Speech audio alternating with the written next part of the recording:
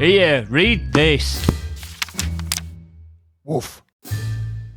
Good morning. It is the 16th of November 2025, and here is your poem for the day. As always, I'll read through the poem in one, and then we'll talk a little bit about it at the end.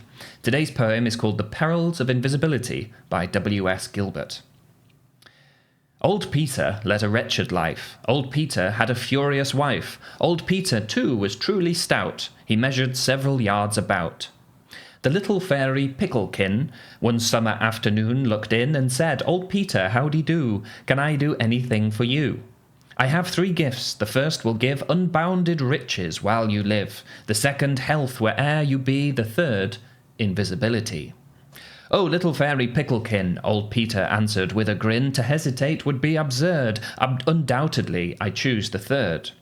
"'Tis yours," the fairy said. "Be quite invisible to mortal sight. Where'er you please, remember me. Most kindly pray to Mrs. P." Old Mrs. Peter overheard wee Picklekin's concluding word, and jealous of her girlhood's choice, said that was some young woman's voice.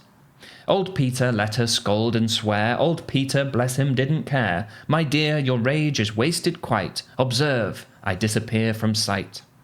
A well-bred fairy, so I've heard, is always faithful to her word. Old Peter vanished like a shot, but then his suit of clothes did not. For when conferred the fairy's slim invisibility on him, she popped away on fairy wings without referring to his things. So there remained a coat of blue, a vest and double eyeglass too, his tail, his shoes, his socks as well, his pair of... no, I must not tell. Old Mrs. Peter soon began to see the failure of his plan, and then resolved, I quote the bard, to hoist him with his own petard. Old Peter woke next day and dressed, put on his coat and shoes and vest, his shirt and stock, but could not find his only pair of... never mind. Old Peter was a decent man, and though he twigged his lady's plan, yet hearing her approaching he resumed invisibility. "Dear Mrs. P, my only joy," exclaimed the horrified old boy. "Now give them up, I beg of you, you know what I'm referring to." But no, the cross old lady swore she'd keep his, what I said before, to make him publicly absurd, and Mrs. Peter kept her word. The poor old fellow had no rest. His coat, his stick, his shoes, his vest were all that now met mortal eye, the rest invisibility.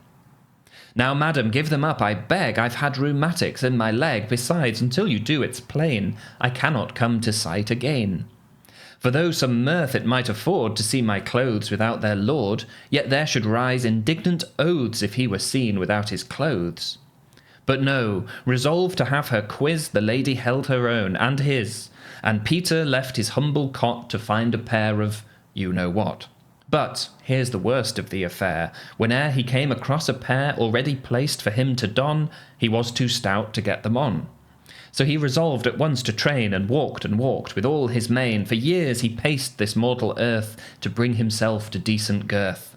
At night, when all around is still, you'll find him pounding up a hill, and shrieking peasants whom he meets fall down in terror on the peats. Old Peter walks through wind and rain, resolved to train and train and train, until he weighs 12 stone or so, and when he does, I'll let you know. So that was The Perils of Invisibility by W.S. Gilbert. That's Gilbert of Gilbert and Sullivan fame.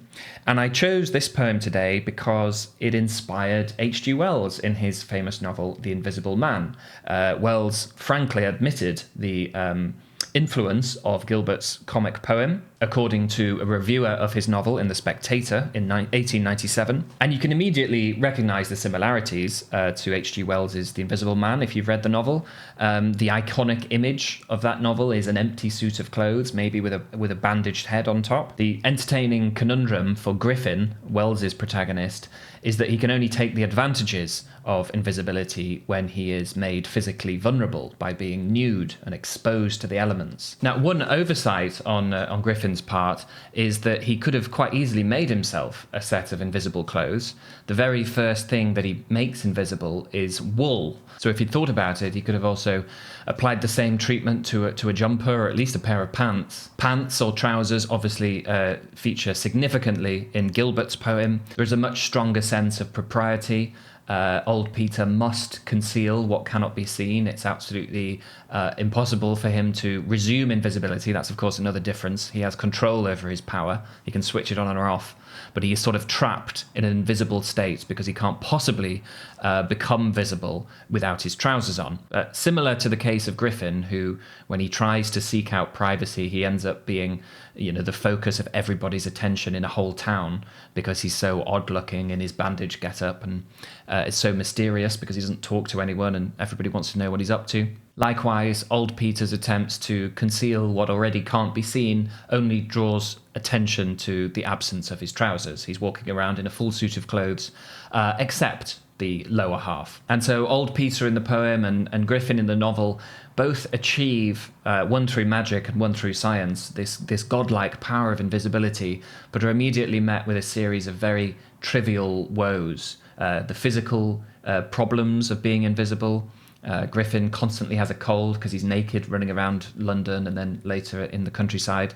And so he sneezes and gives himself away a lot. There's not much point being invisible and undetectable if you're sort of snivelling all the time and very easy to trace.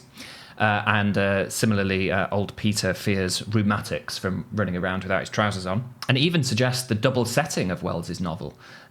We presumably start in the city, and by the end, Old Peter is being harangued by peasants, much as Griffin is at in the village of Iping.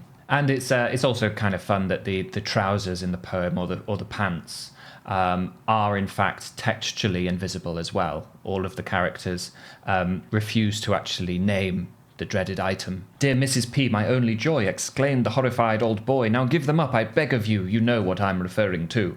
It does have the volubility and bounciness of a Gilbert and Sullivan song. But my main reason for picking it today was in connection to the Invisible Man, and in particular connection to the comical side of the Invisible Man. I mean, it's called a grotesque romance, and strictly speaking, it's surely kind of a tragedy. And yet the situations that Wells invents for his protagonist Griffin are often very funny. So in a way, it should be no surprise that one of its influences was a comic poem.